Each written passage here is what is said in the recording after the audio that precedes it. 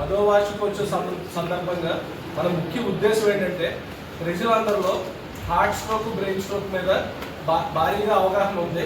చాలా తక్కువ మంది అవగాహన లేకపోవడం అంటూ ఉన్నది.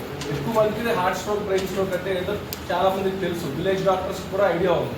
కానీ కిడ్నీ జబ్బులు, కిడ్నీ ఫెయిల్యూర్ వచ్చిన పేషెంట్స్ లాస్ట్ వరకు క్రియాటిన్ 6-7 వెళ్ళి వాంతులు వచ్చి లేకపోతే ఆయాసం వచ్చి వెంటిలేటర్ ఎక్కే పరిస్థితుల్లో కానీ, కాలు వాపులు విపరీతంగా వచ్చే పరిస్థితుల్లో కానీ ఈ చుట్టుపక్కల ప్రాంతాల్లో కిడ్నీ హాస్పిటల్కి వచ్చే సందర్భం లేదు. అది సాగర్ కిడ్నీ కేర్ అవ్వచ్చు, లేకపోతే ఇంకో కిడ్నీ హాస్పిటల్ అవ్వచ్చు.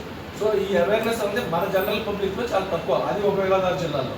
రెండో ముఖ్య ఉద్దేశం ఏంటంటే కిడ్నీ చెడిపోయింది, డయాలసిస్ స్టేజ్కి వచ్చారు, మీ కిడ్నీ మార్పిడి అవసరం అంటే ఎక్కువ మంది అడిగే క్వశ్చన్ కిడ్నీ ఎక్కడ దొరుకుతుంది, నేను కిడ్నీ అమ్ముకోవచ్చాను.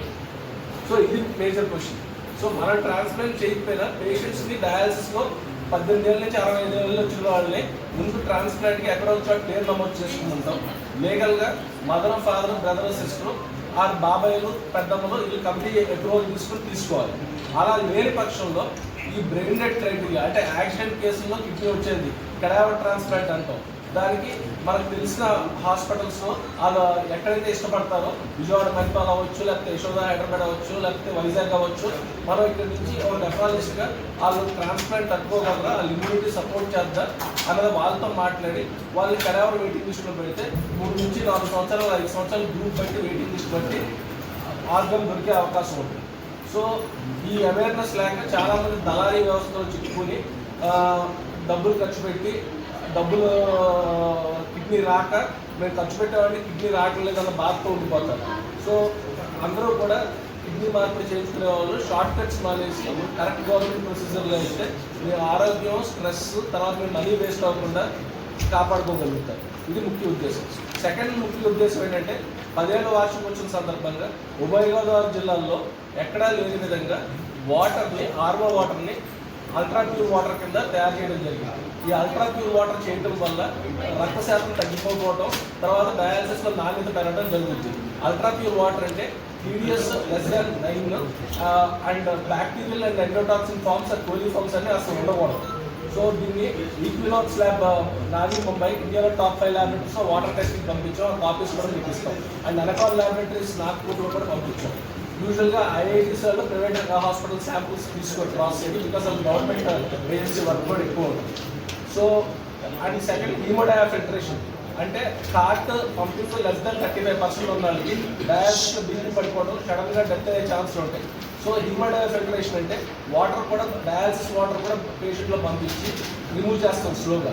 సో దట్ హార్ట్ వీక్గా ఉన్న పేషెంట్స్ డయాలసిస్లో డెత్ అయ్యే అవకాశాలు తక్కువ ఉంటాయి, లాంగిటీ పెరుగుద్ది. సో ట్రాన్స్ప్లాంట్ చేసుకునే వాళ్ళకి మధ్యలో హార్ట్ వీక్గా ఉండి ఇబ్బంది అందుకున్న వాళ్ళకి 6 నెలలు, సంవత్సరం పాటు ఇది బ్రిడ్జ్ కింద పనికొస్తుంది. సో దీనికి మెయిన్ కావాల్సింది అంటే వాటర్ నాణ్యత. సో 26 చెరుకూరి కళ్యాణ మండపంలో మనకి డాక్టర్ శివకుమార్ గారు ఎక్స్ డైరెక్టర్ స్విమ్స్, తర్వాత రాజశేఖర్ చక్రవర్తి గారు యశోద నుంచి, తర్వాత పల్లా ప్రవీణ్ గారు నారాయణ నుంచి, గొల్లపల్లి ప్రసాద్ గారు వైజాగ్ కేజీహెచ్ హెచ్ఓడి, మరియు triple line nephrologist, cardiologist Ramesh Godapati గారు కిడ్నీ జబ్బుల్లో, కిడ్నీ వ్యాధుల్లో గుండె జబ్బు గురించి మాట్లాడడానికి, అండ్ డాక్టర్ సుబ్బయ్య చౌదరి గారు నరాల వీక్నెస్ గురించి మాట్లాడతారు. సో ఈ హీమోడయా ఫిల్టరేషన్ ఏంటంటే హార్ట్ వీక్గా ఉండి మోర్ దెన్ 5-6 సంవత్సరాల డయాలసిస్లో ఉండి కాళ్ళు సత్తులు తక్కువగా ఉన్న వాళ్ళకి ఉపయోగపడుతుంది. అండ్ యూజువల్గా ఏంటంటే ఒక అపోహ, లైక్ హాస్పిటల్స్కి జనాలు ఓవర్ బిల్ చేస్తున్నారు, ఎక్కువ బిల్స్ అవుతున్నాయి అన్నది ఒక నాడు. నార్మల్గా ఒక సూపర్ స్పెషాలిటీ హాస్పిటల్కి ఎస్టాబ్లిష్ చేయాలంటే 2 tier సిటీస్లో బెడ్కి 40 లక్షలు అవుతుంది, ల్యాండ్ వాల్యూ కూడా క్యాలిక్యులేట్ చేసింది. అదే కార్పొరేట్ హాస్పిటల్ హైదరాబాద్లో చేయాలంటే అదే బెడ్కి 120 లక్షలు అవుతుంది. Because equipment and infrastructure super speciality hospital గురించి చెప్తున్నాను. సో దీనివల్ల వైద్య ఖర్చులు పెరగడం వల్ల జరుగుతుంది. సో జనాలందరికీ నేను ఏం చెప్తానంటే, మీరు సంపాదించే ప్రతి రూపాయలో రోజుకి 50 రూపాయలు ఇన్సూరెన్స్ కట్టుకోండి. సో ఆరోగ్యం ఉన్నా లేకపోయినా కొన్ని జబ్బులకి ఆరోగ్యం కవర్ చేయకపోవచ్చు, లేకపోతే కొన్ని స్టంట్లు కానీ, కొంచెం కాస్ట్లీ వైద్యం కానీ ఆరోగ్యంలో రాకపోవచ్చు. సో ఒక కప్ ఆఫ్ కాఫీ ఏదైతే మీరు తాగుతున్నారో, ఒక కుటుంబంలో ఒక వైఫ్ అండ్ హస్బెండ్కి కాఫీ ఖర్చు పెట్టుకెళ్ళి హెల్త్ ఇన్సూరెన్స్ ఖర్చు పెట్టుకోవడం బెటర్. ఇప్పుడు నా హాస్పిటల్కి క్యాష్లెస్ లేదు, కానీ క్యాష్ పెట్టుకున్న తర్వాత 30 రోజుల్లో అందరికీ రియంబర్స్ అయ్యింది. ఎందుకు కారణం ఏంటంటే, మనం ఎవరన్నా పొరపాటు ఇన్సూరెన్స్ రిజెక్ట్ అయిపోతుంది. మనం ఏ వైద్యం ప్రకారం వాళ్ళు డయాలసిస్ ఎందుకు చేసామో, జిఎఫ్ఆర్ తగ్గిన తర్వాత చేసావా, క్రియాటిన్ ఆ తర్వాత చేసావా, లేకపోతే 2-3కే చేసావా అన్నది చూసుకుంటారు. సో వైద్యం ఆధారిత పరంగా చేస్తే ఇన్సూరెన్స్ రాకుండా లేదు.